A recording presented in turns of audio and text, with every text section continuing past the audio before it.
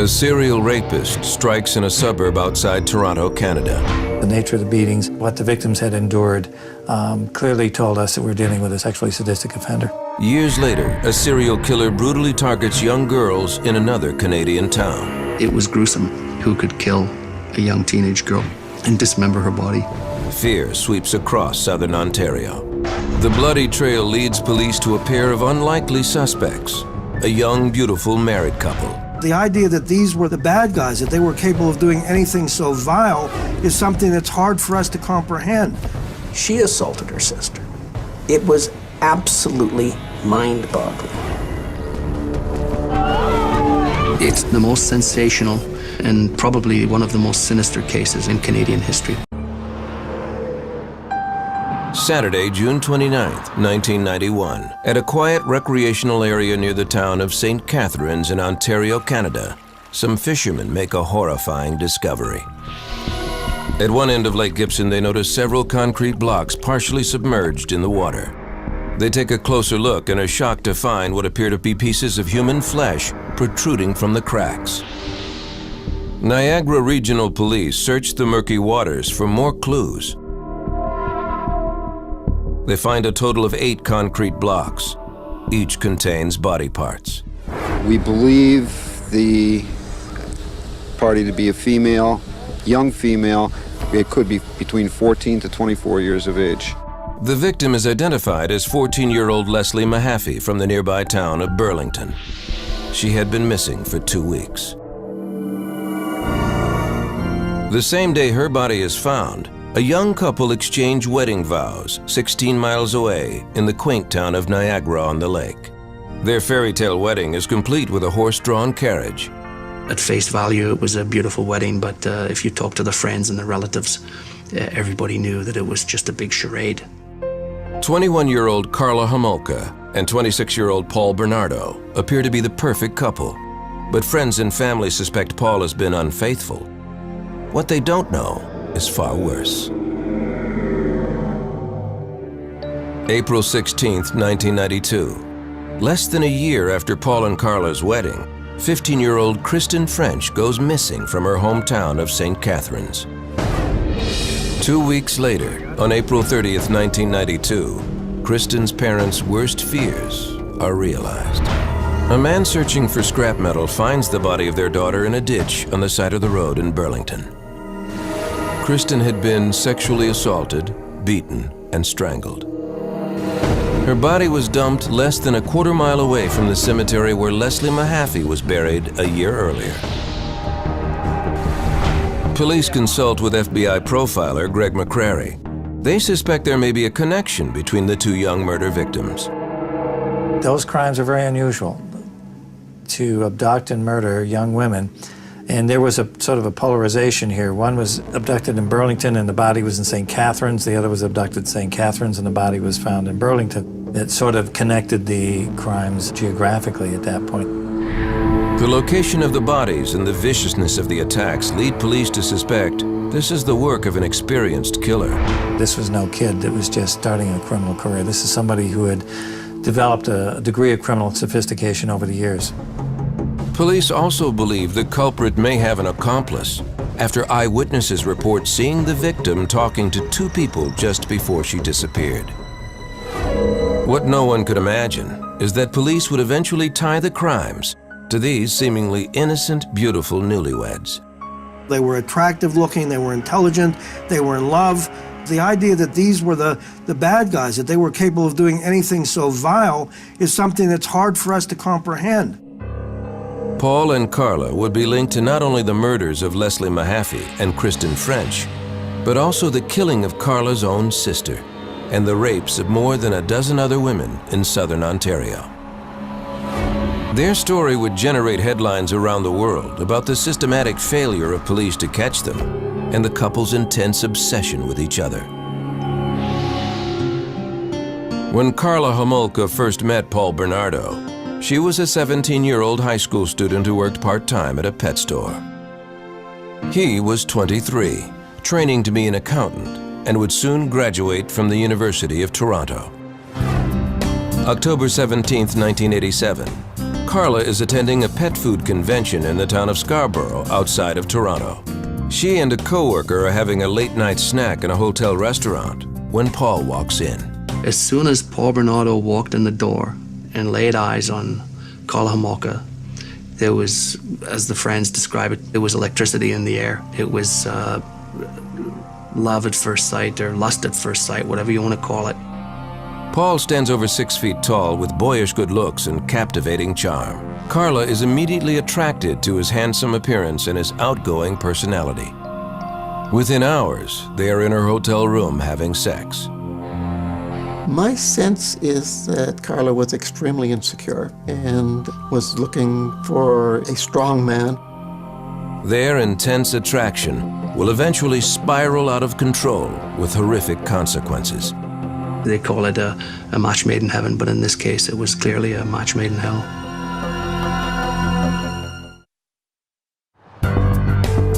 October 1987. When 17-year-old Karla Homolka first met Paul Bernardo in Scarborough, Ontario, it was lust at first sight. Karla believed 23-year-old Paul was the man of her dreams. But he was a man with dark secrets, and she was a young woman who would do anything for him. The oldest of 3 daughters, Karla Homolka was a popular and pretty girl. She grew up in St. Catharines on the southern shore of Lake Ontario. In high school, Karla had several boyfriends, but no one like Paul Bernardo. He was 6 years her senior, and in her mind, the perfect catch. She bragged to friends about his maturity and good looks, and Paul was quite taken with Karla, too. It was a perfect match for Bernardo. He'd found his soulmate. He'd found the woman who would do anything, and ultimately she did do anything. The youngest of 3 children, Paul was a good-looking boy with dimples and a sweet smile. But behind the happy expression was a little boy who had a difficult childhood. His mother was verbally abusive. His father, Paul discovered, was not his biological parent. This startling revelation occurred when Paul was 16. Around that time, Paul began peeking through his female neighbors' windows as they undressed. As he grew older, Paul's curiosity slowly escalated into something more aggressive. It would appear there's something very different in terms of his sexual makeup. From what I can glean, he wasn't necessarily a man who was terribly aroused by consenting sexual activity. Paul Bernardo tried to keep those sexual tendencies hidden. In September of 1983, he began taking classes at the University of Toronto at Scarborough. By all accounts, he was well liked by friends and neighbors. One of the most horrifying things is that he seems so normal. I believe that this is quite common in psychopathic personalities. They are often very charming, entertaining, life of the party kind of people. He had several girlfriends in college who said they broke up with him when their sexual relationships became abusive. He became fixated almost on violence towards women and on conquering women, on going to discos and bars and getting them and having sex with them and getting them to do whatever he wanted. In the spring of 1988, a sexual predator was roaming the streets of Scarborough. By May, there were already 7 attacks on women. We're supposed to warn women not to travel alone at night. The attacker would grab women as they got off the bus or walked through the park, pulling them behind bushes where he sexually assaulted them. Early on, these attacks consisted of fondling, but over a 13-month period, the assaults grew more violent. The media dubbed the attacker the Scarborough Rapist. Women were forced to perform intercourse, oral sex, and sodomy, and were sometimes beaten. Everybody knew about the Scarborough Rapist. Everybody was on their guard, and it was a nightmare for many young women, and it was a real nightmare for the women who unfortunately happened to be pounced on by him. The Metropolitan Toronto Police Department took statements from the victims, but they couldn't get an accurate description. The women had been attacked from behind and didn't clearly see his face. All they could tell was that he was young and good-looking, with light-colored hair. Police found another common characteristic among the attacks. The attacker forced the victims to call themselves degrading names, such as slut. Nobody had a clue who the Scarborough rapist was. The Toronto police were working diligently on the case. They'd taken as many as, I believe, 100 DNA samples from potential suspects. In the fall of 1988, the Toronto police called an FBI profiler, Greg McCrary, to assist in the search for the Scarborough rapist. Over the next several months, McCrary analyzed police reports and was able to link 4 more attacks to the Scarborough rapist, bringing the number up to 11. This was a very dangerous subtype of rapist that was very anger-based, perhaps even sadistic in nature. They're rare, but they're very, very dangerous offenders. McCrary's concerns grew as the assaults became more serious. Not only were these women being brutalized, but we felt we're on the verge of perhaps this thing moving over the line into homicide, and that's what had everybody's attention. When one sees a serial rapist, there is a high probability that they're being driven by a sexual drive that's been misdirected, and that they are going to continue to be driven in that fashion unless we intervene through catching them. Special Agent McCrary developed a description of someone he thought police should be looking for. We felt this was more of a high-functioning, intelligent, psychopathic, sexually sadistic sort of offender. And he lives in the Scarborough area in a dependent situation, probably with family members. Early 20s, has a violent relationship with women, even women that he's in a relationship with. When Paul Bernardo and Karla Homolka first met in the fall of 1987, there had already been 3 attacks linked to the Scarborough rapist.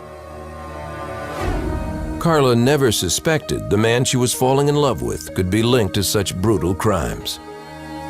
At first, Paul Bernardo showered her with flowers, with gifts, and treated her really well. He was a considerate person. He was a considerate lover. He was a nice guy. And she flaunted him something fierce. Paul and Karla's relationship quickly intensified, both physically and emotionally. Over the next year and a half, Paul drove to St. Catharines to visit Karla several times a week, an 80-mile trip. Her family adored him and wasn't concerned with their 6-year age difference. Like 19-year-old Karla, her parents thought Paul was a perfect catch. In the spring of 1989, Karla graduated from high school. By the fall of that year, Karla was telling friends that Paul had been verbally abusing her, but she was always quick to forgive him. That December, Paul and Karla took a romantic trip to Niagara Falls. There, he asked her to marry him. She eagerly accepted. To her parents, he seemed like an excellent choice for a husband. He was good looking. He had ambitions to be a rap singer. He'd been trained as an accountant, had a degree from the University of Toronto. Certainly he had all the credentials to be a dream son-in-law. They set a wedding date for the spring of 1991.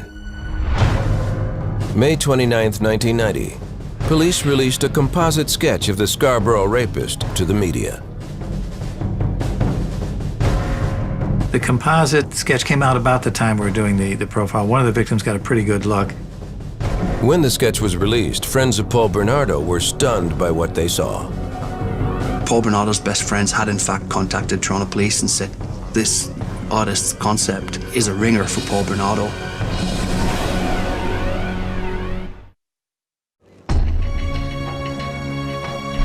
During the summer of 1990, a serial rapist is terrorizing the Toronto suburb of Scarborough. Police release a composite sketch of the suspect. Metropolitan Toronto police stations are flooded with calls. The man accused of more than a dozen sexual assaults in the Scarborough area bears a strong resemblance to Paul Bernardo. By November of 1990, several people, including Bernardo's own friends, have given his name to police after seeing the composite sketch. Police bring him in for questioning and request a DNA sample. The sample is sent to the Center of Forensic Sciences in Toronto, where it is put on a shelf with hundreds of other samples waiting for testing. Keep in mind that DNA still, even at that time, was relatively new. It isn't what it is today. There's all sorts of different technology today that we can get DNA readings very, very quickly. Around the time of Paul's questioning by police, He moves from Scarborough to St. Catharines. He and his fiancée, Karla Homolka, live with her parents until they can get a place of their own. The sexual assaults in Scarborough suddenly stop, but a rash of incidents begin to occur in the St. Catharines area. Karla and her family never suspect Paul. They adore him, especially Karla's 15-year-old sister, Tammy, who looks up to him as a big brother. But soon she becomes the target of his deviant urges. Secretly, he wasn't just the brother that she'd never had. He was also, ogling her and salivating over her, and she was the virgin that Karla wasn't. Paul begins to pressure Karla for the one thing she's unable to give him. While Karla wasn't a virgin, the closest person to her who was a virgin was her youngest sister, Tammy. Desperately wanting to please Paul, Karla agrees to drug her younger sister so Paul can have sex with her. Part of her reasoning is that she'll give him Tammy's virginity in place of her own. It will be Karla's Christmas present to her fiancé. December 23, 1990. After the rest of the Homolka family goes to bed, Paul and Karla invite Tammy to stay up late and have a few cocktails. What Tammy doesn't know is her drinks are laced with sleeping pills purchased by Karla. She used an animal tranquilizer in order to keep her sedated while the two of them participated in this rape. Karla uses another drug stolen from the veterinary clinic where she works to keep her sister unconscious. She soaks a rag with the drug halothane and keeps it over her sister's face while Paul rapes the young girl. They videotape the entire episode. All this happens while the rest of the family is asleep upstairs. Most people videotape their family holidays and their children's first, second, third, and so on birthday. But he liked to videotape, in his eyes, his sexual contrast. Paul then orders Karla to assault her own sister. On videotape, Paul rapes her, and so does Karla. Sex with her own sister. But the plan turns deadly. After Karla rapes her sister, Tammy begins to vomit and chokes. Paul and Karla quickly dress her, hide the camera, and call 911.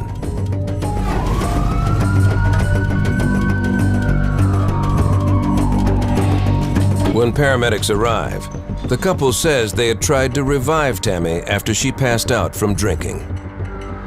Tammy is taken to the hospital, where in the early hours of Christmas Eve, she is pronounced dead.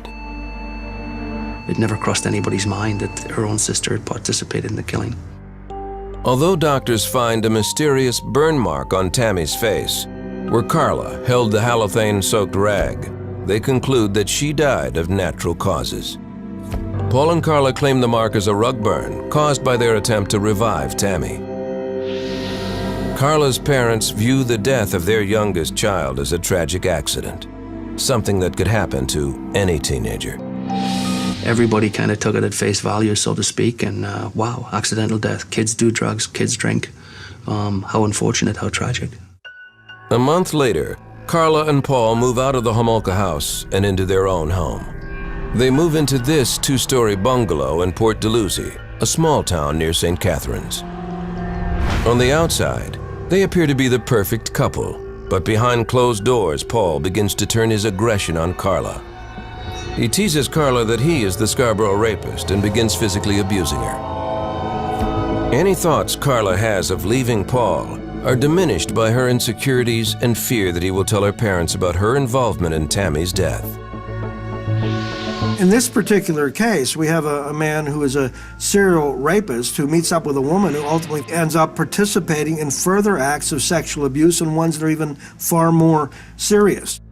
Paul Bernardo had given a DNA sample to police more than 2 months earlier, but it still hadn't been tested. Anytime offenders come into contact with the police and they don't end up in handcuffs, they're emboldened. They think they're better, smarter than the police. June 15, 1991. 2 weeks before Karla's dream wedding, Paul wakes her up in the middle of the night with a surprise, a young girl, 14-year-old Leslie Mahaffey. He had abducted Leslie from her own backyard, luring the teenager into his car with a cigarette. Paul intends to keep Leslie as a sex slave, but her true fate will be far worse than anyone could imagine. June 15th, 1991, Port Dalhousie, Ontario. In the middle of the night, Paul Bernardo wakes up his fiancée, Karla Homolka, with a surprise. With him is 14-year-old Leslie Mahaffey, a young girl whom he abducted and intends to keep as a sex slave. Together, the couple holds the young girl captive in their home, repeatedly assaulting her, all the while recording the attacks on videotape. After less than 24 hours, they strangle her, then cut up her body and encase the pieces in concrete blocks before dumping them in nearby Lake Gibson. It is 2 weeks before their wedding. Well, clearly the relationship between Paul and Karla was a very destructive one. These are two people that fed into one another and encouraged and supported one another, would appear, in doing things that were just, in some sense, unspeakable. On June 29, 1991, Paul Bernardo and Karla Homolka exchange wedding vows before more than 100 friends and family members. On the same day as their fairy tale wedding, fishermen discover the dismembered body of 14-year-old Leslie Mahaffey, encased in concrete blocks. The details of the young girl's murder send shockwaves through the region. It was gruesome. I mean, when you imagine not only who could kill a young teenage girl, but who could dismember her body and dispose of it in such an ugly and heinous way. There was this massive veil of fear right across southern Ontario. Over the next year, the Niagara Regional Police attempt to find any clues that will lead them to the killer of the teenager. They call in FBI profiler Greg McCrary to assist with the search. McCrary had been asked to help with the Scarborough rapist case more than 2 years earlier. But he has no reason to think those rapes are connected to the murder of Leslie Mahaffey. Toronto police also don't make the connection to the rash of incidents in St. Catharines, so that information is not brought to McCrary's attention. I wish I had made that connection. I had no idea there were other rapes going on up there at the time either. Had I known that, I don't know, maybe that would have clicked for me. While the Niagara Regional Police look for clues to Leslie's murder, Karla Homolka settles into her role as a wife. But she finds that marriage has not quenched her new husband's thirst for virgins. In fact, Paul's deviant sexual demands escalate. After they were married, Paul demanded that Karla get some of her sister Tammy's best friends around to the house because he wanted to drug them in the same way that they drugged Tammy. Over the next year, Karla entices several young girls into their home. The newlyweds drug and sexually assault the girls. But unlike Karla's sister Tammy, these girls survive, regaining consciousness with no memory of the assaults. Some of these attacks are videotaped. He was obsessed with making himself into a star. It was very important for him to keep trophies or mementos that would confirm how successful he had been on these occasions. With Karla's knowledge, Paul also continues to stalk women throughout the Niagara region. On April 16, 1992, Paul and Karla take an afternoon drive with the intent of bringing home a new sex slave. They are only a few miles from their own house when the couple spots 15-year-old Kristen French walking home from school. They turn into a church parking lot and wait for the girl to pass by. Karla was sitting in the passenger seat of Paul's Nissan, and she said to Kristen French, "Excuse me, could you help us with directions?" And she had a map out. And poor Kristen had no idea what was about to happen to her. The couple shoves Kristen into the car and drives the short distance back to their Port Dalhousie home. It is not long before Kristen French is reported missing. Local police begin to investigate. We have no doubt from eyewitnesses that Kristen was abducted from that parking lot. Witnesses tell police They saw the girl with 2 people in the church parking lot. They also report seeing the 3 drive away in a beige Camaro. In response to public fear about an attacker on the prowl, the Niagara Regional Police put together a team of investigators called the Green Ribbon Task Force. They examine eyewitness accounts about a beige Camaro and reconnect with Special Agent Greg McCrary. It was a big hunt for this beige Camaro. Eyewitnesses were rock solid about seeing this beige Camaro. Police do not know at the time that this is a false lead. Paul Bernardo drives a gold Nissan. It's always a dilemma for law enforcement because we know eyewitness identification. It's been shown time and time again to be faulty. But you've got people witnessing the abduction and describing the car. You've got to go look for that car. The media begin to link the disappearance of Kristen French with that of Leslie Mahaffey 1 year earlier. I'd been a reporter for maybe 15 years at the time, and all of my instinct, all of my experience told me that this was really bad, that this was going to be a major, major story. Kristen's father appears at a press conference, offering hopeful words to his only daughter, should she be watching. We want to know that we are thinking of you and that everything can be done is being done. And we'll get you back real quick. Greg McCrary develops a profile of the suspect. I described him as being a white male in his late 20s, probably with a history of sexually violent crimes, a history of domestic violence. He would beat his domestic partners. Based on eyewitness reports that there were 2 offenders, McCrary hopes that maybe he can get through to one of them. If we can drive a wedge in between them, there's likely to be a falling out, and we would like to very much be able to facilitate that. Paul and Karla keep Kristen French for several days, raping, sodomizing, and beating her. They videotape the assault to add to their collection. Finally, they strangle her.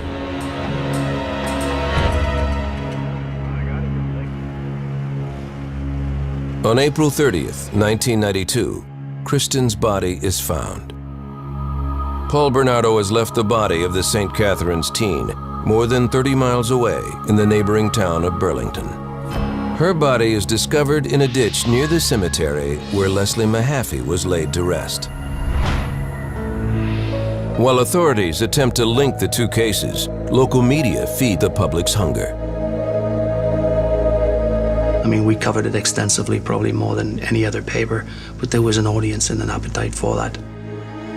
As the hunt for a possible serial killer monopolizes the news, Paul and Karla's relationship becomes even more violent.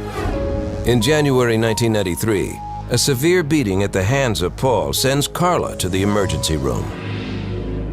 Around the same time, the DNA samples collected more than 2 years earlier in the Scarborough rapist case are finally processed. After sorting through hundreds of samples, Paul Bernardo is identified as the man responsible for the Scarborough rapes. He is now living 80 miles away in Port Dalhousie, where Kristen French and Leslie Mahaffey were murdered. That was a moment where I was both excited and frustrated. They had identified Paul Bernardo now as being the Scarborough rapist, and then he had moved into this area and became prime suspect, I mean #1 suspect in this case. Bernardo had been identified and questioned based on a composite sketch of the Scarborough rapist more than 2 years earlier. At that time, he had also given a sample of his DNA. I think he was more brazen and more aggressive than ever, thinking that for whatever reason he'd beaten the system. After investigators connect the 3 cases, reporter Alan Cairns gets the police tip of a lifetime. The guy said, pull your Scarborough rapist files. And I remember now, no, it's the Kristen French murder. And the Leslie Mahaffey murder, he said, pull your Scarborough rapist guy files. It's the same guy. And I was stunned. Huge, huge story.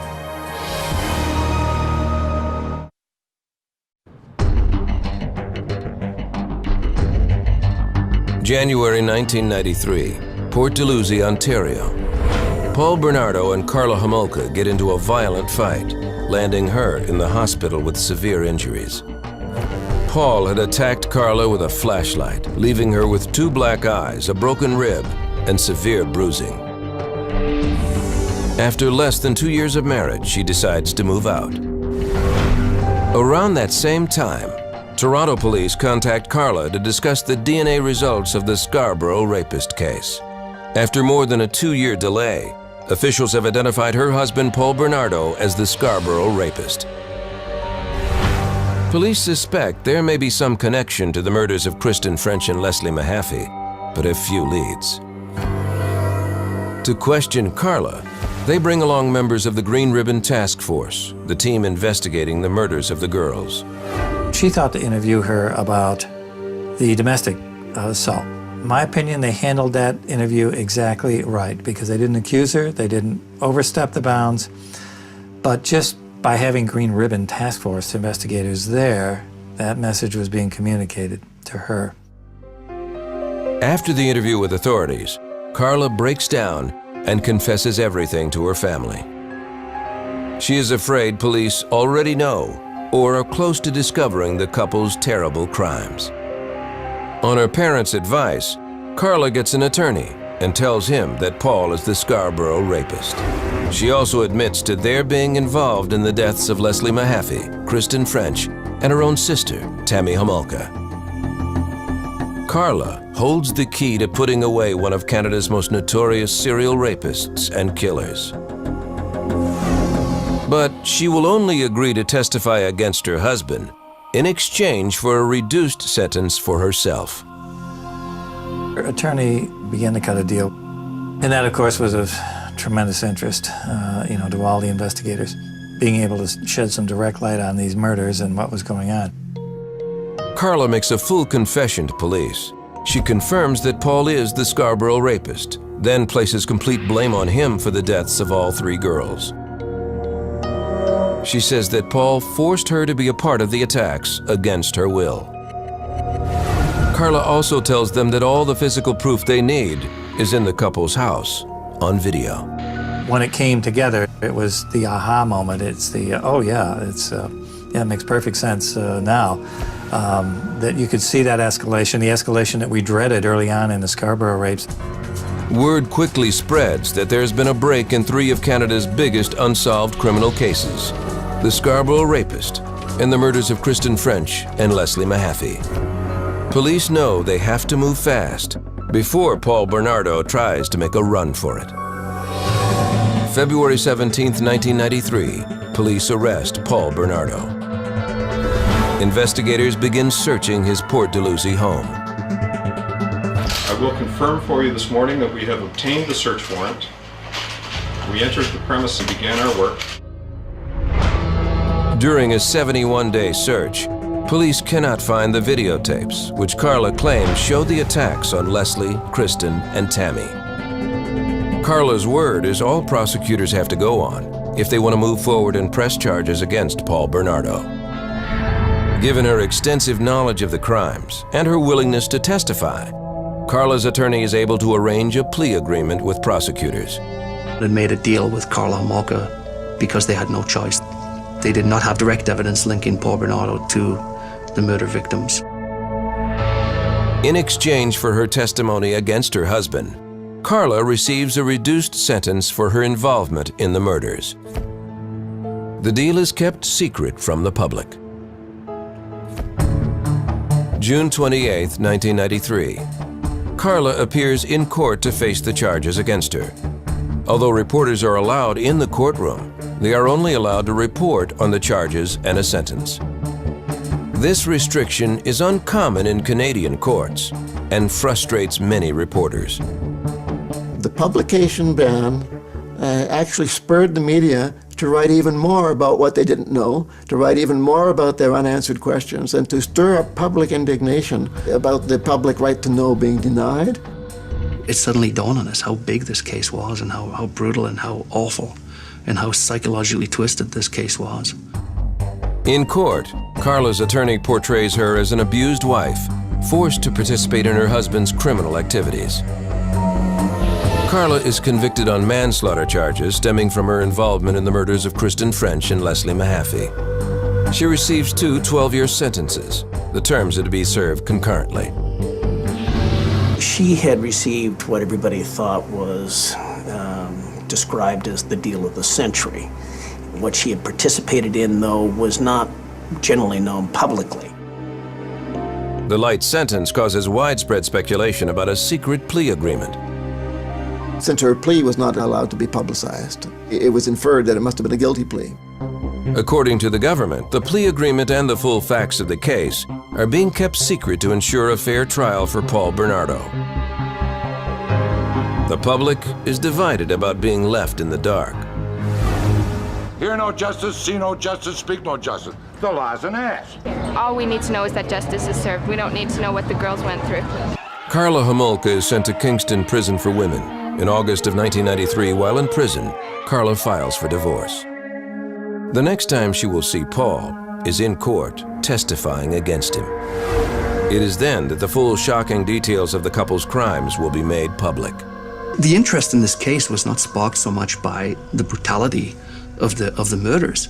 It was essentially fed by disbelief that such an attractive man and such a beautiful young girl could team up and be involved in something so bad. I mean, the Americans coined them Ken and Barbie. And, you know, there was something to be said about that. Ken and Barbie's darkest secrets will soon be revealed when the couple's missing videotapes finally surface.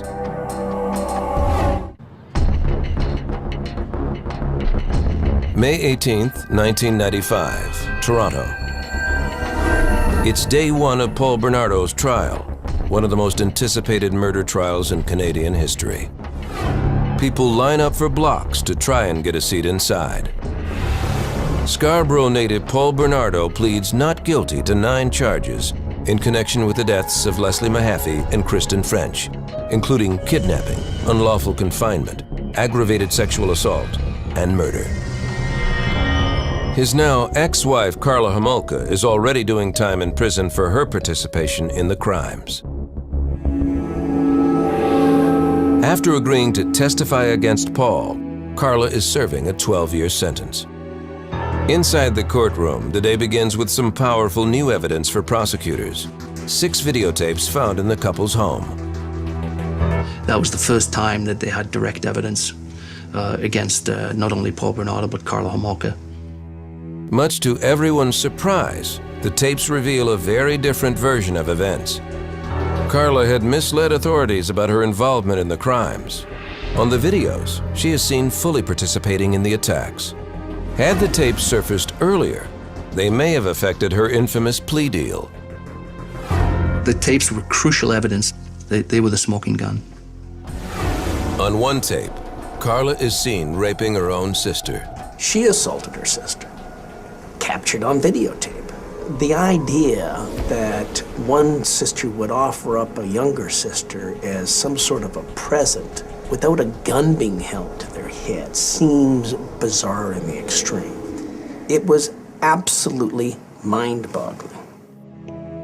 In court, the defense maintains that any crimes committed by Bernardo stopped short of murder. We had this sort of history to work on, and all of his sexual assaults, the women had lived. It was only when he was in this very close interaction with Karla that they didn't. Paul Bernardo insisted from right from the beginning, and I'm sure does to this day, that he was not the killer and that Karla was. On June 19, 1995, Karla Homolka goes to court to testify against her ex-husband. She tells the court that she is a victim and that Bernardo was the mastermind behind all 3 murders. On cross-examination, the defense plays the videotapes, which clearly show Karla's participation in the assaults. She uses battered wife syndrome as her explanation, a claim sharply disputed by Paul's attorney. I'm not suggesting for a moment that she was not abused by him.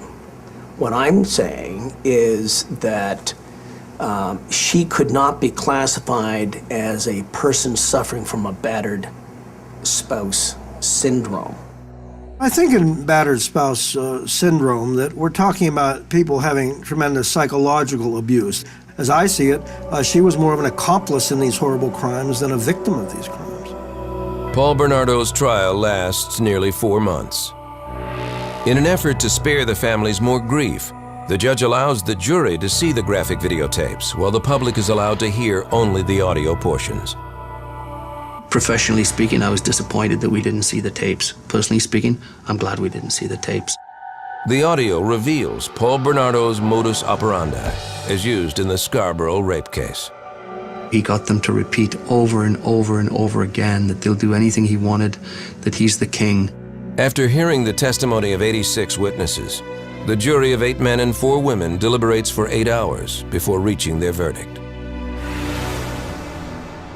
September 1st, 1995. 31-year-old Paul Bernardo is found guilty of all 9 charges against him, including 2 counts of first-degree murder for killing 15-year-old Kristen French and 14-year-old Leslie Mahaffey. The parents of both girls are pleased that Paul Bernardo is behind bars, but their nightmare isn't over. Only the trial is over. Leslie is still not coming home. Paul Bernardo is sentenced to life in prison with eligibility for parole in 25 years. After his conviction, he also confesses to the manslaughter of Karla's youngest sister, Tammy, and the sexual assaults of 14 other women in the Scarborough area. Those admissions lead the judge to declare him a dangerous offender, meaning he will likely spend the rest of his life in jail without the chance for parole. The controversy sort of rages around, was Karla given too light a sentence? Did she get off on this thing, so to speak, get off way too lightly? And that's certainly the opinion of a lot of folks, that she is. I have my concern that she may be more psychopathic than Paul.